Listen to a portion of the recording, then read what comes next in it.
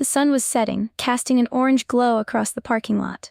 Sarah's old car, which had served her faithfully for years, sputtered one last time before grinding to a halt. She tried to restart the engine, her hands trembling slightly, but it was no use. The car wasn't going anywhere. Her heart sank.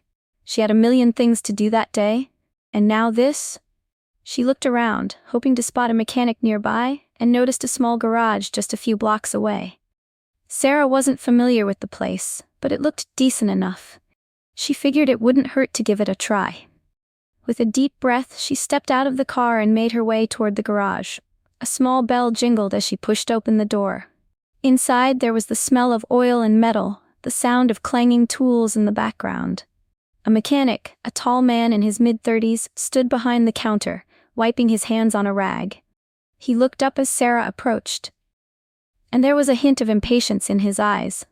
"Can I help you?" he asked, his tone flat. "I hope so," Sarah replied, trying to keep her voice steady. "My car just broke down, and I was hoping you could take a look at it." The mechanic raised an eyebrow, glancing at the door. "Well, it's going to be a while. We're busy today," he said, not even bothering to ask what the issue was. Sarah frowned, but she didn't want to argue. She needed her car fixed and didn't have time to waste. "I understand, but can you just take a quick look? I'm not sure what's wrong with it." The mechanic sighed, looking at her with annoyance. "I'm not sure I can help. That's a big job for today." Sarah's stomach dropped. She couldn't believe what she was hearing. He hadn't even tried to look at the car yet. Sarah felt her frustration growing. She had just walked into a garage, hoping to get a simple fix for her car, and instead, she was being brushed off. Her mind raced. Was it because she was a woman, or was he just too busy to deal with her? She didn't want to make a scene, but her patience was starting to wear thin. The mechanic's dismissive attitude stung, and she could feel her cheeks flush with anger. "I understand you're busy," Sarah said, trying to keep her voice steady. "But can't you at least take a look at it? Just a quick check?" The mechanic didn't meet her eyes. "Like I said, it's too much work. You should take it somewhere else." Sarah stood there for a moment, trying to make sense of his response. Was he really just turning her away without even considering the problem? The words felt unfair. Her car was important to her. It was how she got to work, ran errands, took care of her family. She couldn't afford to be left stranded with no help. "Are you sure there's nothing you can do?" Sarah asked, her voice now laced with frustration. The mechanic shrugged, his face impassive. "It's just not worth it today." Sarah's mind raced, torn between leaving and pushing for an explanation. She felt a knot form in her stomach. She had no choice but to leave, but the way she was treated wasn't sitting right with her. She turned toward the door, feeling the weight of the situation. This wasn't just about her car. It was about the way she was being treated. She wasn't going to just walk away quietly. As she stepped outside, Sarah pulled out her phone. Her fingers trembled slightly as she dialed the number for the shop's owner. The mechanic had made it clear he didn't want to help, but maybe the owner would be different. She wasn't sure what was going to happen, but she knew she had to try. The phone rang, and she exhaled slowly, hoping for the best. The phone rang, and Sarah's heart beat a little faster. She felt a bit of relief knowing the owner would hear her side of the story. The mechanic had been so dismissive, and she couldn't just let it slide. She needed someone to understand. After a few rings, a calm voice answered. "Hello, this is Mark. How can I help you?" Sarah took a deep breath, trying to steady her nerves. "Hi, my name is Sarah. I was just in your shop. I brought my car in because it broke down, but the mechanic refused to fix it. He said it was too much work and told me to go somewhere else." There was a slight pause on the other end. "I'm really sorry to hear that. Can you tell me more about what happened?" Sarah bit her lip. She didn't want to sound too upset, but she couldn't hide how frustrated she felt. "I just don't understand. I told him I was having car trouble, and he barely looked at it, before telling me he couldn't help. I tried to ask if he could at least take a look, but he didn't seem interested." Mark's voice softened, a sense of concern now clear in his tone. "That's definitely not how we do things here. I'm really sorry you were treated like that. Let me ask you a few questions about the car. What exactly seems to be the issue?" Sarah explained the problem. The engine had been sputtering on and off for the past week, and today, it finally stopped running altogether. She wasn't sure what the exact cause was, but she just needed someone to take a look and figure it out. Mark listened carefully, asking a few follow-up questions. He sounded genuinely interested in helping, which gave Sarah a sense of relief. It felt like he was taking her seriously. "Okay," Mark said after a moment. "I'll be over in a little bit to take a look at the situation myself. I'm sorry you had to deal with this. I promise we'll take care of it." Sarah felt a small wave of gratitude wash over her. It wasn't resolved yet, but at least someone was willing to help. "Thank you, Mark," she said, trying to hide the relief in her voice. "I appreciate it." As she hung up the phone, she couldn't shake the feeling of unease. Would things really get better? Or would this just turn into another disappointment? It didn't take long for Mark, the owner, to arrive. Sarah was still standing by her car, feeling the tension in the air. She glanced toward the shop, hoping he would be different from the mechanic she'd dealt with. She didn't know what to expect, but she knew something had to change. When the door to the garage opened, Mark stepped inside. He was a tall man, in his early 40s, wearing a plain blue shirt and jeans. There was a calm, confident aura about him. He didn't look rushed, but he carried himself like someone who was used to handling problems and resolving them. The mechanic, who had been casually leaning against a workbench, froze when he saw Mark walk in. The shift in the atmosphere was immediate. The mechanic straightened up, wiping his hands on a rag and clearly trying to hide his nerves. Mark made a beeline for Sarah, offering her a warm, apologetic smile.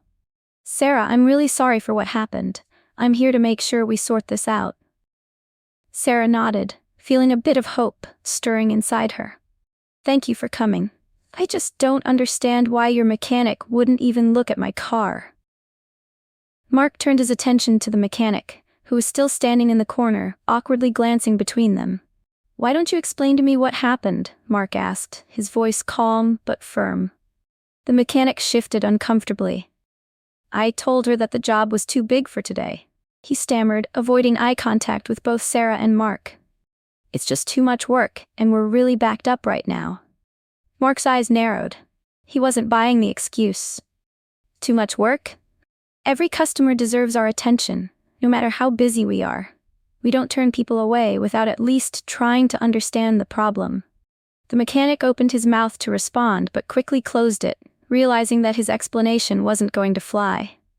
Mark didn't seem angry, but there was a clear sense of authority in the way he spoke. The mechanic's shoulders slumped slightly, his nervousness more apparent now. Sarah watched the interaction, her stomach still a little tight. She hadn't expected this kind of attention, but it felt good to see someone in charge take the situation seriously. She couldn't help but feel a little lighter, knowing that Mark wasn't going to just sweep it under the rug. "Let's go take a look at the car," Mark said, turning to Sarah. "I want to see what we're working with." The three of them walked outside to her car. Mark circled it, tapping the hood and looking under the front bumper. Sarah stood off to the side, arms crossed, watching him carefully. The mechanic hung back, his eyes on the ground. After a few moments of quiet inspection, Mark turned to her, his expression thoughtful. "Okay, I see what's going on. It's actually a fairly simple fix, but I'll need to get a few parts ordered. Don't worry though, we'll take care of it." Sarah's relief was palpable. She hadn't expected him to be so calm and reassuring, especially after the treatment she'd received earlier. "Thank you," she said quietly. "I really appreciate it." Mark nodded, giving her a smile that felt genuine. "It's the least we can do. You should never feel like you're being dismissed. We're here to help." The mechanic, who had been standing quietly behind them, shifted uncomfortably. He hadn't expected things to go this way, and the tension in the air was thick. He was about to speak, but Mark cut him off. "We'll talk about this inside," Mark said, gesturing for the mechanic to follow him back into the shop. Inside the shop, the atmosphere was charged with tension. Mark stood in front of the mechanic, who now seemed like he wanted to shrink into the wall. Sarah, standing just outside the office, could hear the conversation but couldn't make out all the words.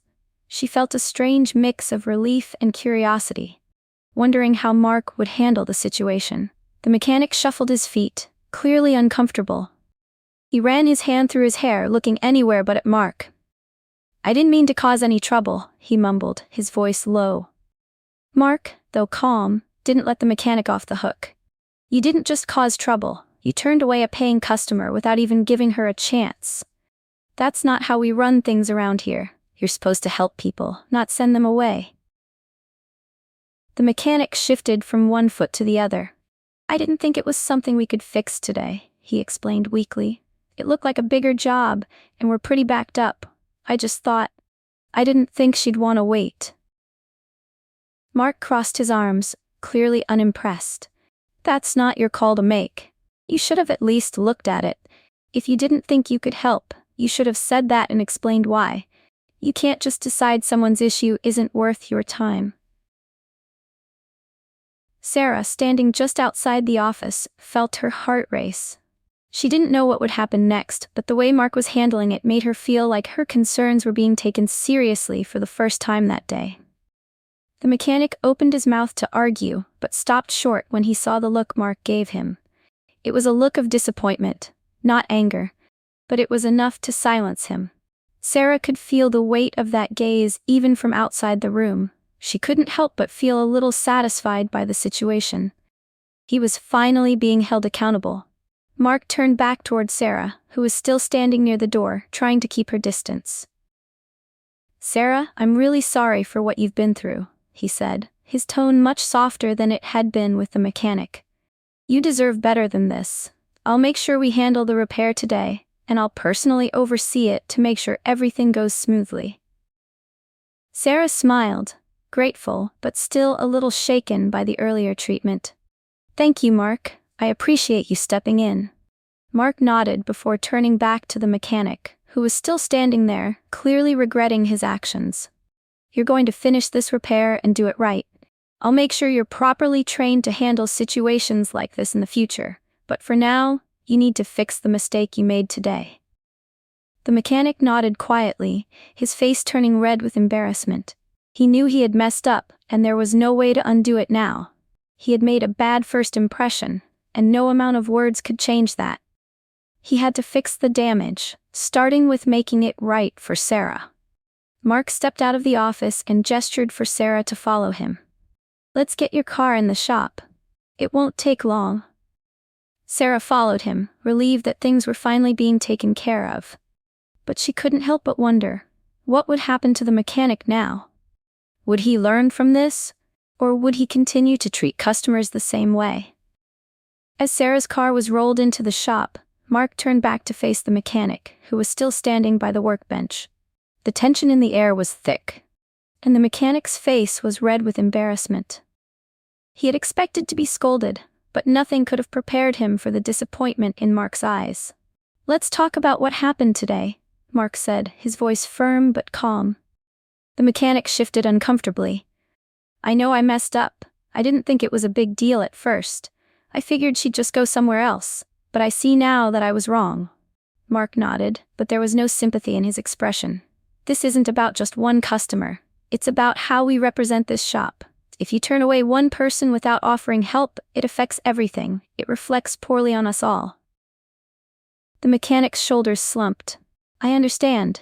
I messed up. I'm sorry." Mark didn't immediately respond. He took a moment to let the silence hang between them. Then he spoke again, his voice a little softer but still serious. "I'm not just going to let this go. You'll have to work extra hours to make up for this mistake, and you'll need to go over customer service training again. We can't afford to treat people like that." The mechanic nodded, his face full of regret. "I'll do whatever it takes. I won't let this happen again." Mark looked him in the eye, making sure he understood the gravity of the situation. "Good. Learn from this. If you want to stay here, you need to show me you can do better." As Sarah's car was getting worked on, she overheard the conversation. While she was glad things were finally moving forward with her car, she couldn't help but feel a sense of satisfaction. The mechanic was being held accountable for his actions, and hopefully, he would think twice before ever dismissing another customer in the future. As Sarah's car was finally being repaired, she couldn't help but feel a sense of relief. It wasn't just about getting her car fixed, it was about standing up for herself and being treated with respect. Mark had handled the situation with fairness, and she was grateful for that. Meanwhile, the mechanic was left to reflect on his mistake. He had learned the hard way that treating customers poorly wasn't acceptable. As Sarah drove away, she glanced in her rearview mirror, feeling proud of how things had turned out. The shop, too, would feel the effects of today's events, ensuring better service from now on.